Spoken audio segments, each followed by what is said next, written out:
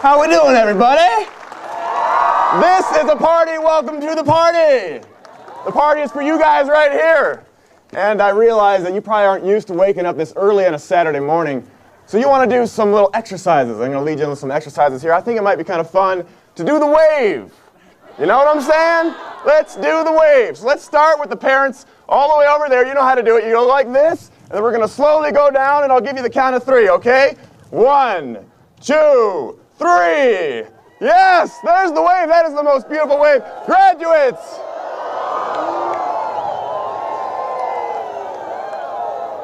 All right, let's have it go this way, a little faster. Okay, we don't need to do that. Good work, my friends. That was good. So I got the call a couple months ago from David here, my buddy, my new buddy, and he said he was kind of unsure about himself. He's like, Ryan, do you want to be our graduation speaker? And I was like, are you kidding me? Is this a joke? Who put you up to this, man? I was a little confused as why it was me, and I was like, so who told you to do this? And he said, I think Mr. Boyer said you'd be good. And so, Mr. Boyer, wherever you are, thank you. Mr. Boyer actually is just won a big award, the Best Teacher in the World award, I think it was called. Mr. Boyer was one of my favorite teachers when I went to Boulder High School, and so he's inspired me, and I'm here to make you proud, buddy. Thank you. So a few days ago, I got a call from Jan Scrogan, the woman who's putting this wonderful thing together. Let's hear it for Jan. And she said, Ryan, we gave you this robe, so make sure to iron it. Yeah, right. Sorry, didn't iron it. She ironed it about 5 minutes ago for me. Wouldn't let me walk out here with all the squares. And then she said, Ryan, make sure to wear deodorant. And I said, on paper, I look like a dirty hippie. You know, I'm a vegetarian and I ride a bike, but I know when it's appropriate to wear deodorant. So come on, I'm all loaded up, and I brought some extra right here. So if anybody here needs some extra deodorant, I've got it. Or you guys in there? I got it. It's triple action. It's pretty good. So I always thought that graduation speakers were supposed to be dignified, hero-like people with so much wisdom that it was pouring out of them. But me, you know what? I'm a little different. I'm probably your first BHS speaker who has never driven a car, who doesn't have a real job, makes far below the poverty level, and lives in his mom's basement.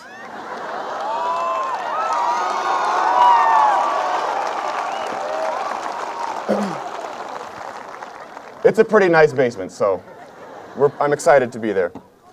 These are the consequences of the choices I've made. At this point in my life, I have not achieved the traditional notions of success. You know, cars, money, all that kind of good stuff, the American dream.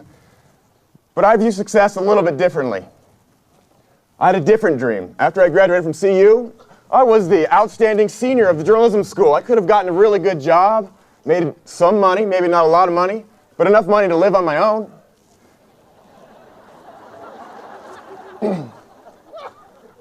I could have moved to a nice cookie-cutter condo, but I decided to join the Peace Corps in Honduras. And that was the most real job I think I'll ever have. I bathed with a bucket for 2 years, ate beans and rice every single day. They have really good beans and rice down there, by the way. It was frustrating at some times. I was far away from my family. It took courage to do this. But these 2 years were the most influential years of my life. I worked side by side with my Honduran community and developed a really tight bond and wonderful worked with at-risk youth. And kids in Honduras, they have it hard. You guys think you have it hard? Most kids in Honduras don't even make it to the 6th grade. So you guys, you've already made it this far. You guys are really, really lucky. You should be happy. So that's what I did after graduation. And I'm going to give you some suggestions to live by. I'm not going to call them rules because I don't like rules. When I make a decision in this world, I like to think, how is this going to affect me? How is this going to affect my friends? How is it going to affect my family and the environment? I always try to think about the whole world when I'm making decisions, so this list might kind of help you out with some guidance. Number 1, don't be afraid to be a dork. I am a prime example of this. There are enough cool people in the world. We need more nerds.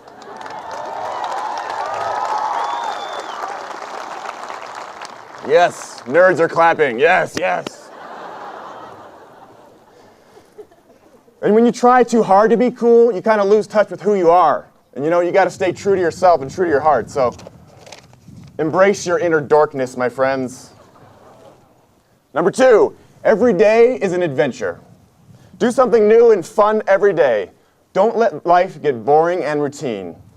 Adventures can be as simple as jumping out of an airplane or as scary as climbing a tree. Or something like that. They can be trying new foods, learning a new dance, or maybe even smiling at a stranger and just spreading some joy. Do anything that makes you feel alive. Life is too short to accept boringness. That's a word. I looked it up.